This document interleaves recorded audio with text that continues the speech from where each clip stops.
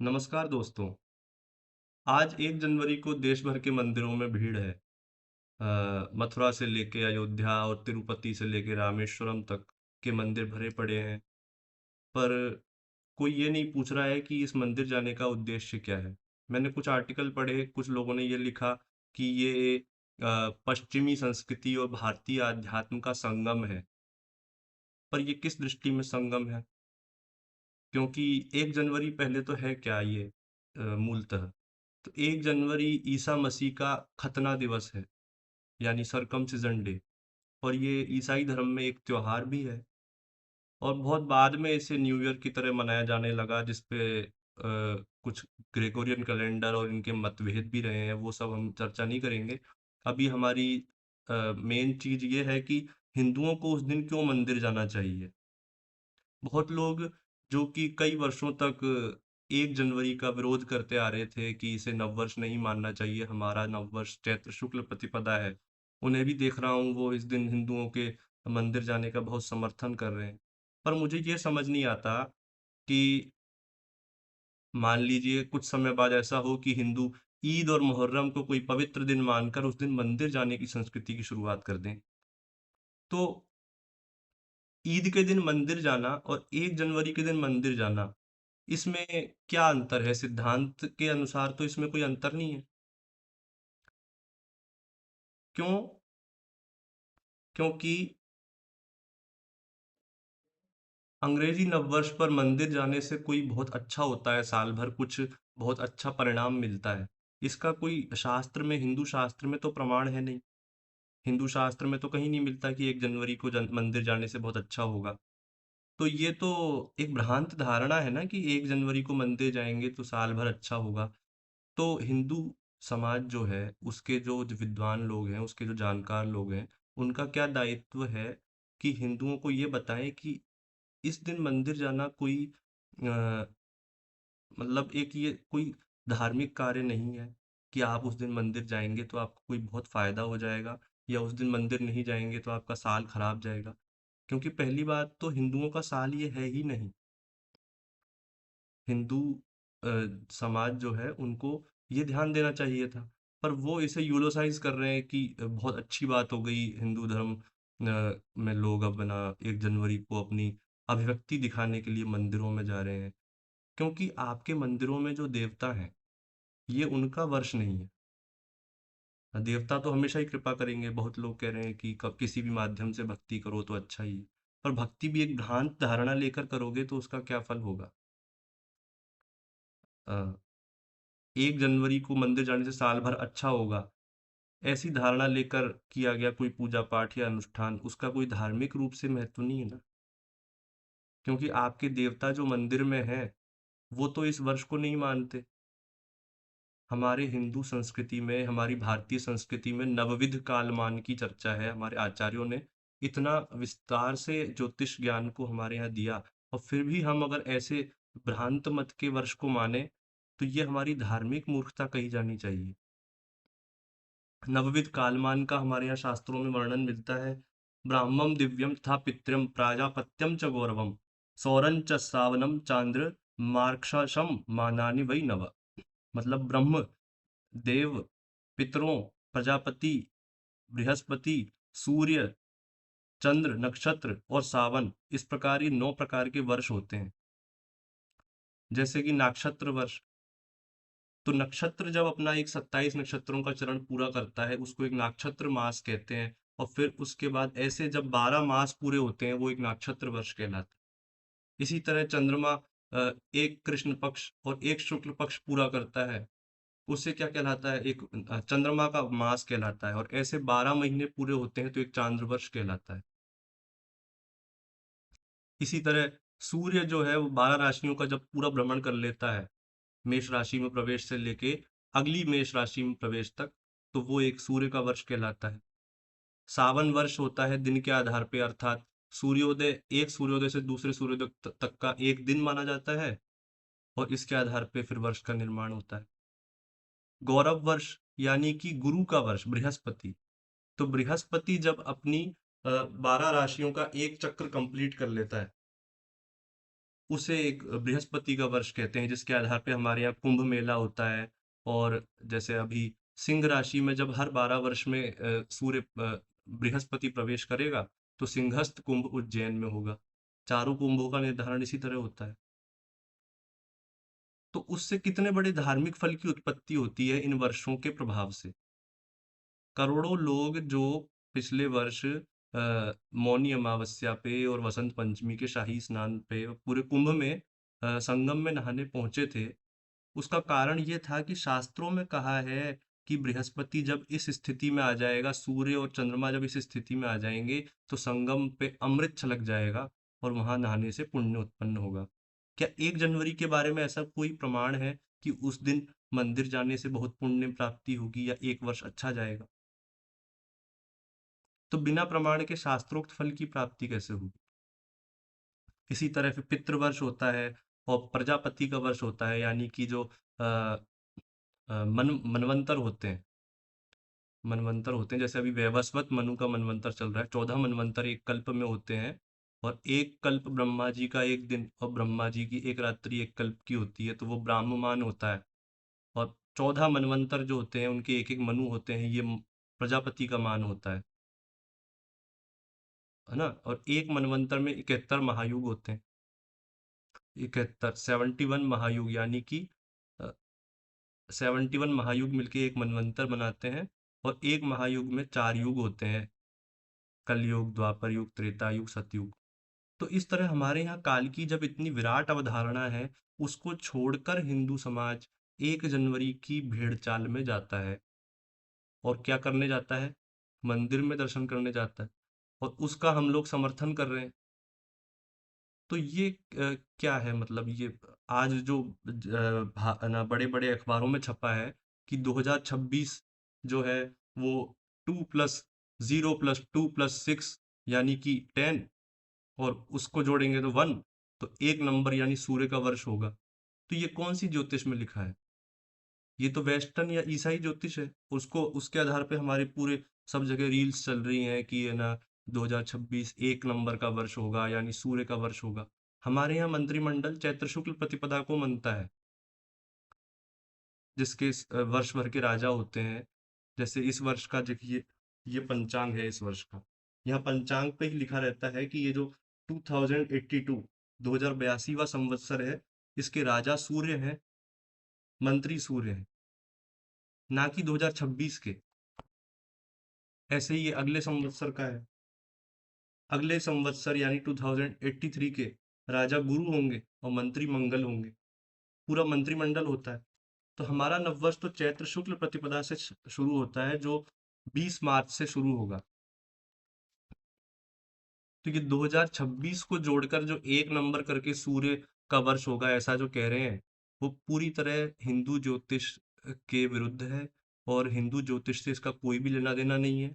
और ऐसा किसी भी तरह का दावा अ, कोई भी उसकी कोई मतलब गारंटी नहीं है ना। कोई शास्त्र ने कहा ही नहीं है ऐसा। तो ये फिर उसको क्यों थोपा जा रहा है इतना? अब आप समझो कि कई लोगों ने ऐसा कहा कि अब ये 1 जनवरी जो है, इसको हिंदुओं को पूजा करनी चाहिए, इस मंदिर में जाना चाहिए, या आप कोई अनुष्ठान कर सकते हैं इस दिन। तो पहली बात तो भाई ये खरमास चल रहा है। तो इसमें आप बिना सोचे समझे कौन सी पूजा कर लेंगे जिससे आपको शुभ फल मिल जाएगा? हमारे यहाँ हर कार्य मुहूर्त में होता है। हमारे यहाँ काल का इतना ध्यान रखा जाता है कि वर्ष की अवधारणा तो आपको बताई अभी। हमारे यहाँ एक मुहूर्त की भी अवधारणा होती है। 48 मिनट का एक मुहूर्त होता है, या उसको एक दिन में जो 30 मुहूर्त होते हैं, तो सूर्योदय से लेके सूर्यास्त तक, इस समय को जब हम डिवाइड करेंगे 15 भागों में, तो वो एक मुहूर्त बनता है।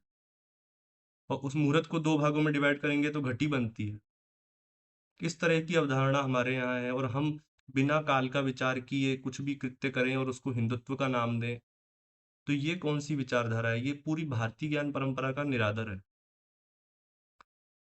बिना मुहूर्त के किया हुआ यज्ञ सफल नहीं होता। भारत में ज्योतिष शास्त्र की उत्पत्ति इन शुभ कार्यों के निर्धारण के लिए ही हुई थी।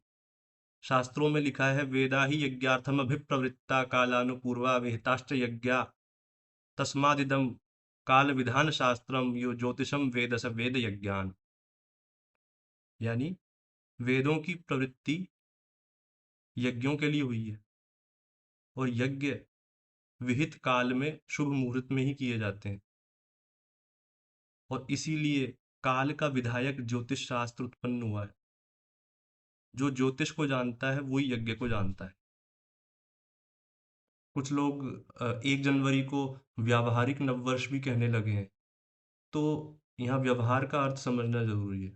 हमारी जो रोजमर्रा की जिंदगी है, और हम रोजमर्रा जो काम हो रहे हैं और यहाँ हम देख रहे कर रहे हैं, इस सब का नाम, दूसरों से संबंध जो है, इस सब का नाम व्यवहार नहीं है। व्यवहार शब्द 3 शब्दों से मिलकर बना है, वि, अव और हार। विविध संदेहों का निवारण करने वाला जो होता है उसे व्यवहार कहते हैं। हिंदू धर्मशास्त्र में व्यवहार की जो परिभाषा बताई है कि धर्म और अधर्म के निश्चय में जो संदेह होता है उसका जो निवारण करता है वो व्यवहार होता है। तो व्यवहार क्या करता है? धर्म का निश्चय कराता है, और ये निश्चय मूलक होता है, मतलब वास्तव में क्या धर्म है इसका निश्चय जो कराता है उसे ऋषियों ने क्या कहा है? व्यवहार कहा है। कात्यायन ऋषि ने क्या कहा? धर्म के साध्य का जो मूलभूत तत्व है वो व्यवहार है। प्रयत्न साध्ये विच्छिन्ने धर्माख्ये न्याय विस्तरे साध्य मूलस्तु यो वादो व्यवहार स उच्यते। यानी धर्म के साध्य का मूलभूत तत्व। और बृहस्पति ने क्या कहा? धर्मेण निश्चयो यस्तु व्यवहारः स उच्यते। धर्म के अनुसार निश्चय हो वो व्यवहार है। धर्म के अनुसार जिसका निश्चय हो वो व्यवहार है। अब बताइए कि 1 जनवरी को नववर्ष धर्म के अनुसार होगा या चैत्र शुक्ल प्रतिपदा धर्म के अनुसार होगा? किसका निश्चय होगा? धर्म के अनुसार इन दोनों में से किसका निश्चय होगा? तो व्यावहारिक नववर्ष कौन सा होगा? 1 जनवरी होगा या चैत्र शुक्ल प्रतिपदा होगा? शास्त्र के अनुसार तो चैत्र शुक्ल प्रतिपदा होगा। आचार्य नीलकंठ ने तो यहाँ तक कह दिया, अज्ञात अधर्म ज्ञापन अनुकूलो व्यापारो व्यवहारः। यानी अज्ञात अधर्म को जो प्रकाश में ला दे, छिपे हुए अधर्म की पोल खोल दे, उस क्रिया को व्यवहार कहते हैं। तो 1 जनवरी को अगर आप व्यावहारिक नववर्ष कह रहे हो तो ये वदतो व्याघात दोष हो जाएगा। जो शब्द अज्ञात अधर्म को नष्ट करने के लिए बना था, उस धर्मनिष्ठ शब्द को 1 जनवरी के निहित अधर्म का बचाव करने के लिए आप प्रयोग करेंगे, तो ये तो क्या होगा?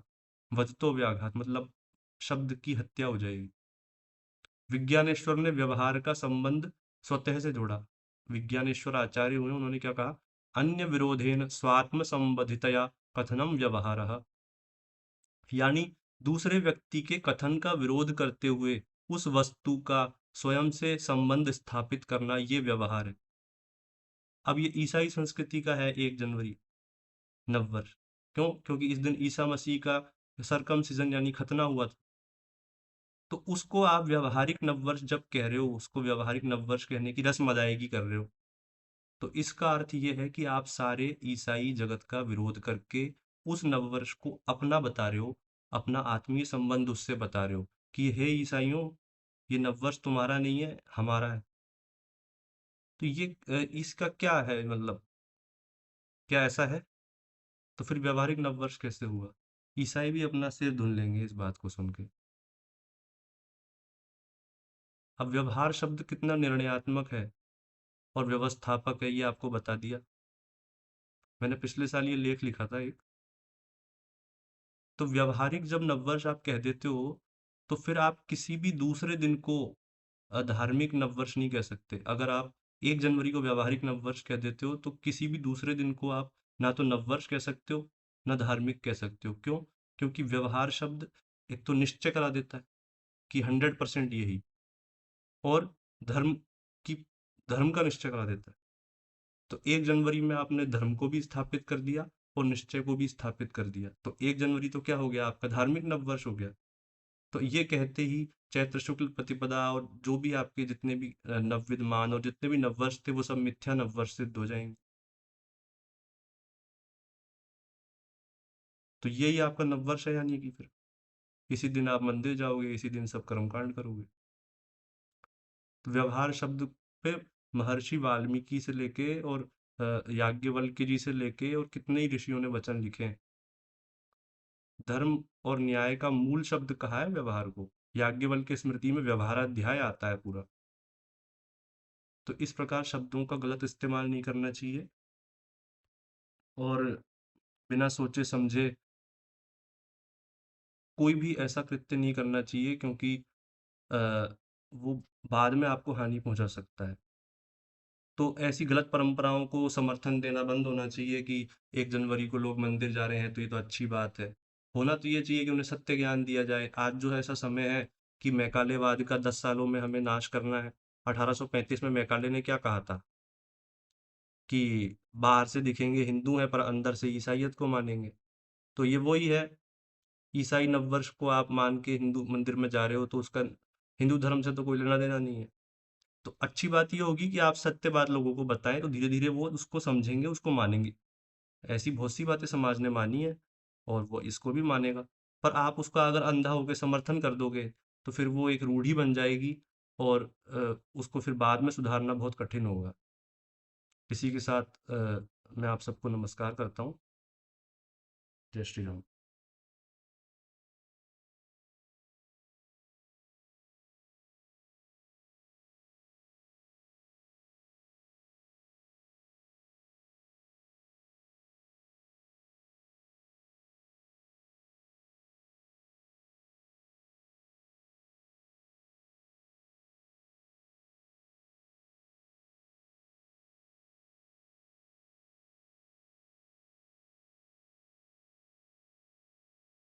वही यज्ञ को जानता है।